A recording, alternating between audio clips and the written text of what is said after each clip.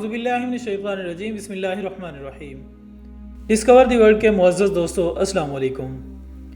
ناظرین اکرام، مشتاق احمد یوسفی کی کتاب زرگشت سے اقتباس ہے کہ یہ دنیا اس وقت تک دلوں کو پتھر میں تبدیل کرتی رہتی ہے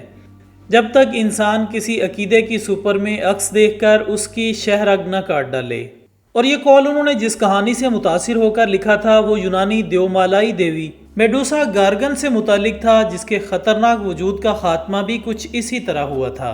جی ہاں دوستو، مورخین اسے زمین کی کوکھ سے جنم لینے والی دیوی سے منسلک کرتے ہیں، جس کی زندگی کا واحد مقصد دیوتاؤں کو ذلیل و خوار کرنا تھا اور اپنے حسن کے چرچے کروا کر دنیا کو اپنا مطیع کرنا تھا۔ لہٰذا اس کی تاریخ پر نظر دوڑائی جائے تو ہمیں اس سے متعلق کئی ایسے واقعات سننے کو ملتے ہیں جس کا شاید ہی حقیقت سے کوئی تعلق ہو۔ اگر حقیقت سے تعلق ہوا بھی تو اس سے منسلک کئی ایسی باتیں ہیں جو کہ من گھڑت محسوس ہوتی ہیں، کیونکہ یہ اس دور کا واقعہ ہے جب تاریخ لکھنے کا کوئی رواج نہیں تھا۔ لہٰذا عرصہ دراز کے سفر کے بعد موجودہ دور میں اس واقعے کا منوعاً ہم تک پہنچنا ناممکن ہے۔ لیکن اس واقعے سے متعلق جو معلومات ہم تک پہنچی، اس کے مطابق میڈوسا نامی یہ عورت سمندری دیوتا فورسی کی بیٹی تھی، جسے اللہ تعالیٰ نے بے پناہ حسن و جمال اور بے شمار دولت سے نوازا تھا۔ سامعین، ایک طرف دیوتا کی بیٹی اور دوسری طرف بے پناہ حسن کی مالک، یہ عورت اپنے آپ کو تمام انسانوں سے برتر سمجھتی تھی اور غرور اس قدر کوٹ کوٹ کر بھرا تھا کہ اپنی پوری زندگی کسی نوجوان کی طرف آنکھ اٹھا کر نہ دیکھا، حتیٰ کہ ایک نوجوان جسے تاریخ پرسیس کے نام سے جانتی ہے میڈوسا کی محبت میں دیوانہ ہو چکا تھا۔ لیکن جب میڈوسا کی جانب سے بار بار اسے جھٹلایا جانے لگا اور تحقیر آمیز انداز سے دیکھا جانے لگا تو اس نوجوان کی محبت نفرت میں بدل گئی اور وہ اپنے دھتکارے جانے کو اپنی توہین سمجھ کر بدلہ لینے پر اتر آیا، جبکہ دوسری طرف میڈوسا اپنے غرور کی وجہ سے پوری زندگی تنہائی کا شکار ہو کر رہ گئی اور جیسے جیسے اپنی جوانی سے بڑھاپے کے سفر کی طرف بڑھتی چلی گئی، اس کے حسن کا بھی زوال شروع ہو گیا۔ لہٰذا اپنی ڈھلتی جوانی کے خوف نے اسے مجبور کر دیا کہ یہ فوری طور پر اپنے لیے کوئی ہم سفر ڈھونڈ لے۔ اسی کشمکش میں مبتلا میڈوسا کی نظر اپنے ہی ایک غلام پر پڑی، جسے دیکھتے ہی اس نے اس غلام کے ساتھ تعلق قائم کرنے کی ٹھان لی۔ یوں اس تعلق کے کچھ ہی عرصے بعد اسے حمل کی کیفیت محسوس ہوئی، لیکن چونکہ اس عمل کو دنیا سے چھپانا چاہتی تھی، لہٰذا اس نے گوشہ نشینی اختیار کرنے کا فیصلہ کیا۔ یوں ہی دن گزرتے رہے، لیکن پھر کچھ ہی عرصے بعد میڈوسا کو خیال آیا کہ وہ آخر کب تک اس گناہ کو لوگوں سے چھپا سکے گی۔ بالخصوص اپنے خاندان والوں سے چھپے رہنا نہایت مشکل تھا، اس لیے اس نے یونان چھوڑ کر دوسرے ملک جانے کا ارادہ کر لیا تاکہ اس کے خاندان میں اس کا بھرم قائم رہ سکے۔ سامعین، کہا جاتا ہے کہ میڈوسا نے اپنا ملک یونان چھوڑ کر جس ملک میں پناہ لی، اسے آج افریقہ کے نام سے جانا جاتا ہے، اور جس دور میں میڈوسا افریقہ کی طرف روانہ ہوئی، اس دور میں افریقہ جیسے ملک کو سانپوں کا گڑھ تصور کیا جاتا تھا، جہاں پر ہر قسم کے خطرناک سانپوں کا بسیرا ہوا کرتا تھا۔ دوستو، میڈوسا نے اپنے حمل کے تمام وقت کو اس ملک میں گزارنے کا فیصلہ تو کر لیا، لیکن اس دوران اس نے محسوس کیا کہ اس کے سر کے بال تیزی سے گر رہے ہیں۔ اس بات نے میڈوسا کو نہایت مایوس کیا، لیکن دوستو کچھ ہی عرصے بعد اس کے بال دوبارہ اگنا شروع ہو گئے، جس پر خوش ہونے کے بجائے میڈوسا نہایت خوف کا شکار ہو گئی، کیونکہ اب اس کے خوبصورت بالوں کی جگہ خوفناک سانپوں نے لے لی تھی۔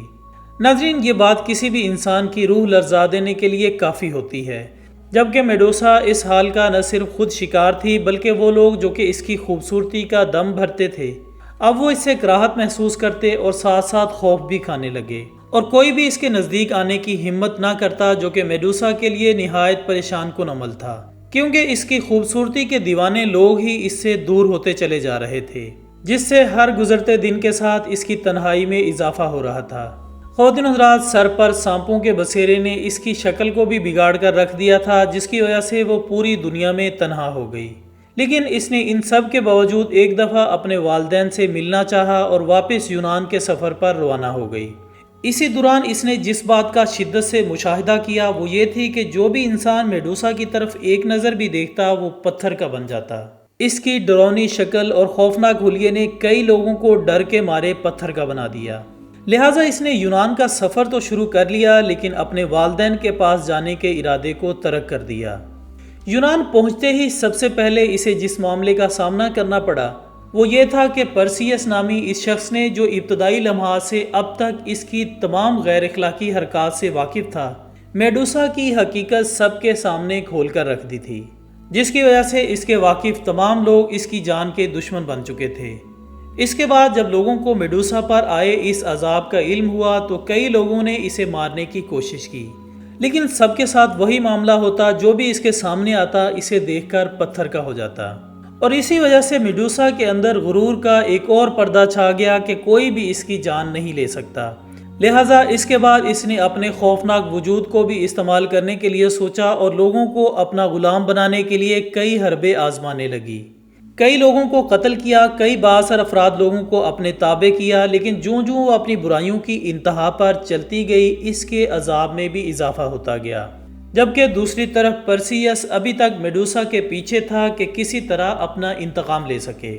آخرکار ایک دن اسے ایک ایسی ترکیب سوجی جسے اپنا کر وہ اپنی انتقام کی آگ کو بجھا سکتا تھا۔ لہٰذا ایک دن پرسیس نے میڈوسا کو اپنے گھر مدعو کیا۔ جیسے ہی میڈوسا اس کے پاس پہنچی تو پرسیس نے اچانک ایک ہی وار سے میڈوسا کا سر تن سے جدا کر دیا۔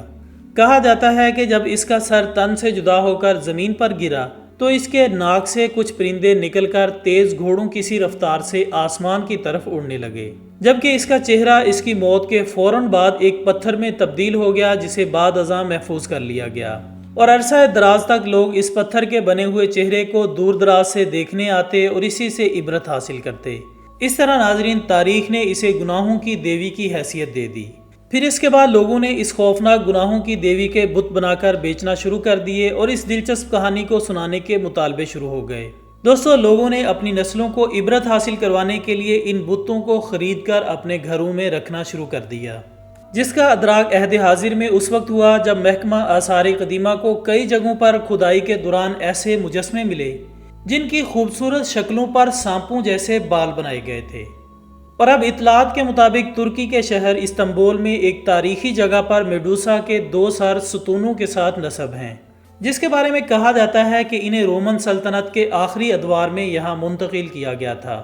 خواتین و حضرات، اس بات سے قطع نظر کہ یہ میڈوسا نامی اس خاتون کی داستان سچ پر مبنی ہے یا جھوٹ پر، البتہ اس کہانی کو سنانے کے بعد جو تاثر ملتا ہے وہ بلا شبہ گناہوں کی سزا کے طور پر عبرت حاصل کرنے کے لیے ہے۔ لیکن یہاں قابل فکر بات یہ ہے کہ آج اس گناہوں کی دیوی کو مغرب میں کچھ اس انداز سے پیش کیا جاتا ہے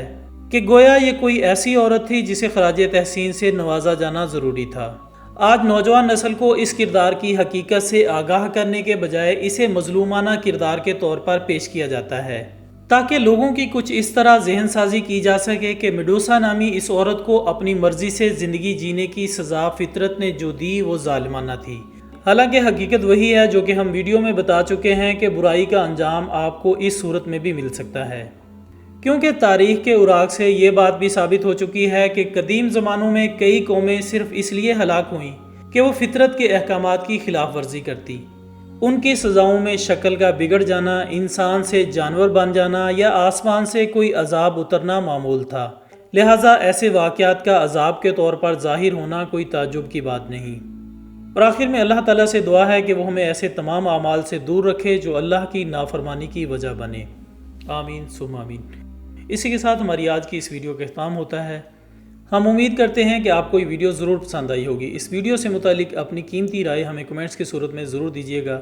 ہماری اگلی ویڈیو آنے تک اپنا دوستوں، رشتہ داروں اور گرد و نواح کے تمام لوگوں کا بہت خیال رکھیے گا۔ اللہ حافظ۔